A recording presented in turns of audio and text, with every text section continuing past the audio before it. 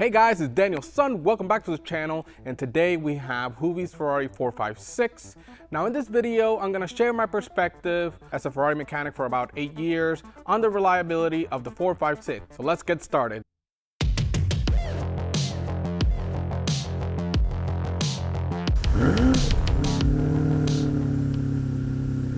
Now, if you're interested in buying a Ferrari 456, you might do a quick Google search and find some reasons on why not to buy it. I'm gonna share some reasons that might not be on those lists, and they can be actually catastrophic. Now let's start with a big one, loose timing belt. The procedure in the manual actually requires you to check the tension on the belts with something called a Staker gauge. Now unfortunately for this gauge, it's nearly impossible to find. I've only seen 2 in my life, and they were owned by the dealership and my teachers who taught me how to do this job properly. Now the job can be done without the tool, but you have to be experienced and you have to double check your work after. It is very important that you do, to make sure that everything is properly set, the belts are tight, and the car is fine. Now luckily the job can still be done without the tool, but you have to be experienced and you have to double check your work. So why is this a problem when you buy the car? Because the car can actually run just fine with a loose timing belt, and if it was just done, that means that belt won't be checked until the 3-year belt service. Now if anybody knows where I could get a Staker gauge, go ahead and leave it in the comments, and while you're there, go ahead and leave a like too, it really helps. Okay, so a quick side note is on this intake. So this mass airflow sensor and this TPS sensor are actually for the passenger side.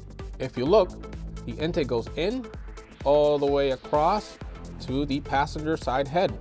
And then this one would be the driver's side. It goes all the way in, across to the driver's side.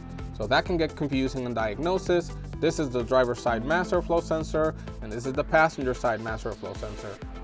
So definitely something to pay attention. I usually get confused with those. Now this next one is actually not detrimental to the car, but it still robs you of some performance, which sucks. And that is not degreasing the cams. Now most shops will actually skip this step because it's very time consuming. Now in the shops that I've worked in, they love going the extra mile, and Omega is not the exception. Now why do I degree the cams? It is because the crankshaft on most Ferrari engines is actually not marked. Now the camshafts do have marks, but it's only for like a reference, a starting point. So how do you set this up?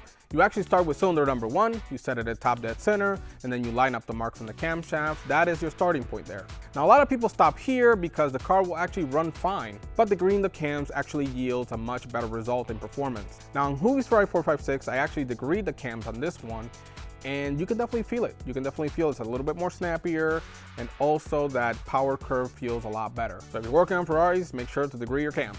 Now is degreeing the cams on a Ferrari easy?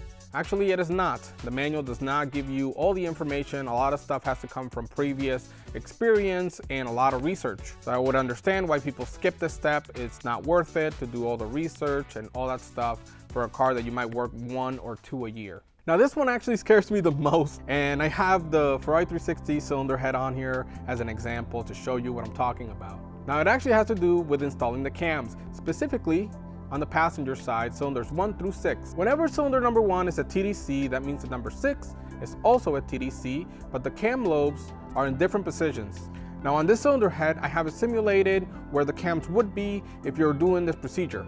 Now the marks are lined up, and you can see the cam lobes on cylinder number 1 and cylinder number 6. Now cylinder number 1 is on the compression stroke. Now that means that the exhaust and intake valve are completely off the lifter, off the valve. Now number 6 is actually on overlap. That means that the exhaust camshaft lobe is starting to come off the lifter. The intake cam lobe is starting to make contact with the lifter, now that means that both cam lobes are extremely close to opening the valve. Now what does that mean? That means that when you start tightening down the cam, it'll start pushing the valve open if you don't have the cam lobe in the right position as you're going down.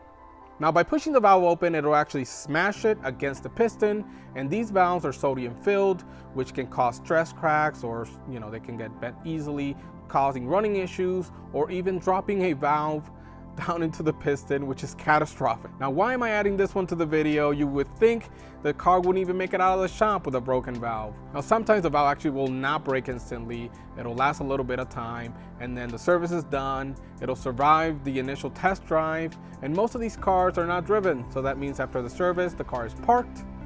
Let's say you buy it in the future as a low mile example, then you're cruising, you're driving, and suddenly, boom, catastrophic engine failure.